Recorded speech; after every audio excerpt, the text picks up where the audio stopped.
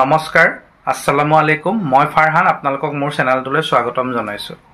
কাইলৈ 18 নৱেম্বৰ আমাৰ প্ৰাণৰ শিল্পী, সকলোৰে মৰমৰ বুকুৰ আপোন হিয়াৰ আমঠু জুবিন দাৰ জন্মদিন।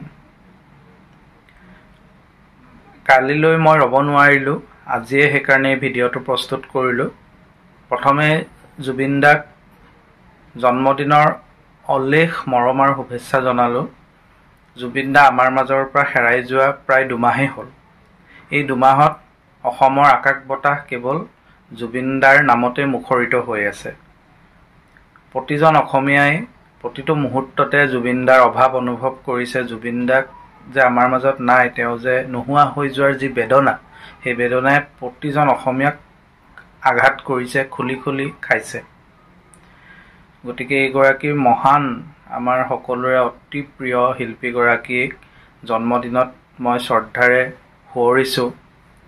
জুবিন দাক কাইলৈ জুবিন দাৰ যি সমাধিক্ষেত্ৰ, সেই সমাধিক্ষেত্ৰলৈ কাইলৈ জনতাৰ সোঁত বব। কাইলৈ সোণাপুৰত জনসমুদ্ৰত পৰিণত হ'ব। প্ৰাণৰ শিল্পীগৰাকীক এবাৰ শ্ৰদ্ধা জনাবলৈ, তেওঁক জন্মদিনৰ শুভেচ্ছা জনাবলৈ। গতিকে কাইলৈ সোণাপুৰ উজলি উঠিব, জিলিকি উঠিব পুনৰবাৰ। জুবিন দাক হেৰুৱাৰ যি বেদনা, মই ভাবোঁ সেয়া অসমৰ মানুহে সহজে কেতিয়াও পাহৰিব নোৱাৰে আৰু নাপাহৰেও। জন্মদিনত জুবিন দাক আমি সকলোৱে গানেৰে স্মৰণ কৰিম।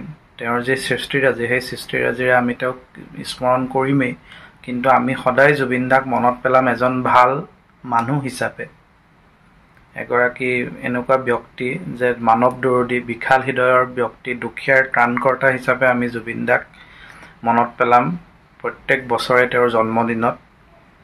জুবিন দাৰ বিষয়ে, জুবিন দা জীয়াই থাকোঁতে বহু মানুহে জুবিন দাক চিনি নাপালে। বিশেষকৈ আমাৰ সমাজৰ যিসকল জ্যেষ্ঠ ব্যক্তি, তেওঁলোকে জুবিন দা জীয়াই থকা কালত তেওঁৰ বিষয়ে ইমান কথা নাজানিলে।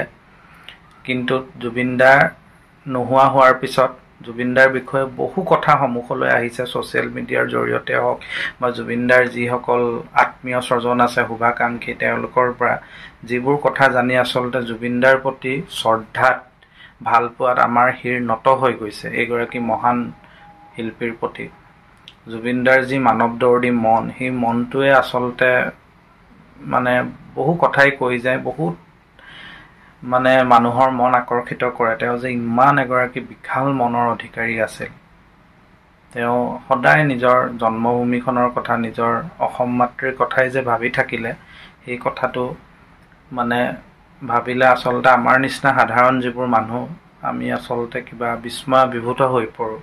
এইগৰাকী প্ৰাণৰ শিল্পী আছিল আমাৰ, যাক হয়তো আমি জীয়াই থাকোঁতে যিমানখিনি আমি জানিব লাগিছিল, যিমানখিনি আমি মৰম দিব লাগিছিল, হয়তো ক'ৰবাত অলপ হ'লেও আমি কম হ'ল বুলি মই ব্যক্তিগতভাৱে অনুভৱ কৰোঁ। জীয়াই থকা কালত যিখিনি মৰম সন্মান আমি দিব লাগিছিল, হয়তো আমি সেয়া দিয়াত ক'ৰবাত কিছু পৰিমাণে, এইটো নহয় যে আমি একেবাৰে জুবিন দাক আমি মৰম দিয়া নাই, সন্মান দিয়া নাই, কিন্তু মৃত্যুৰ পিছত যেনেকৈ আমি তেওঁৰ বাবে চিন্তা কৰিছোঁ, তেওঁক স্মৰণ কৰিছোঁ, তেওঁৰ স্মৃতিত আমি কান্দিছোঁ, চকু পানী টুকিছোঁ, হয়তো জীয়াই থাকোঁতে অকণমান হ'লেও আমি সেয়া দিব নোৱাৰিলোঁ।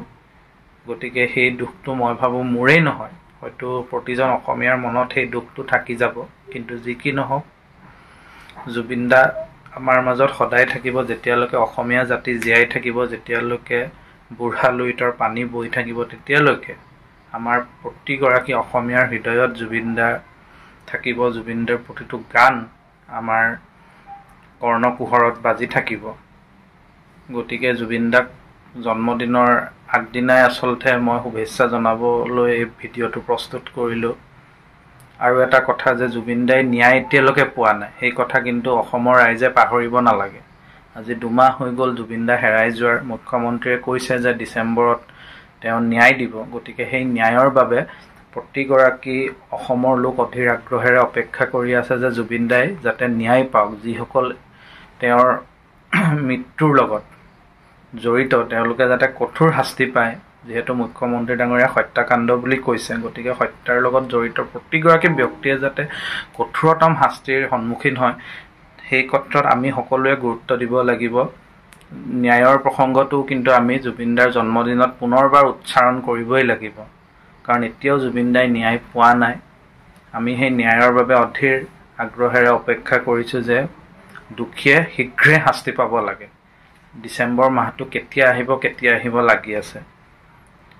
গতিকে আমি যাতে কাইলৈ জাষ্টিছ ফৰ জুবিন গাৰ্গ শ্লোগানটোও যাতে আওৰাওঁ, জন্মদিনৰ শ্লোগানটো আওৰামেই, মায়াবিনী গামেই, তাৰ সমান্তৰালকৈ যাতে ন্যায়ৰ যুঁজখনো যাতে আমি আগবঢ়াই লৈ যাওঁ, আমাৰ মাতবোৰ যাতে সবল হৈ উঠক, সেয়াও মই আপোনালোকক আহ্বান জনাইছোঁ, অনুৰোধ জনাইছোঁ।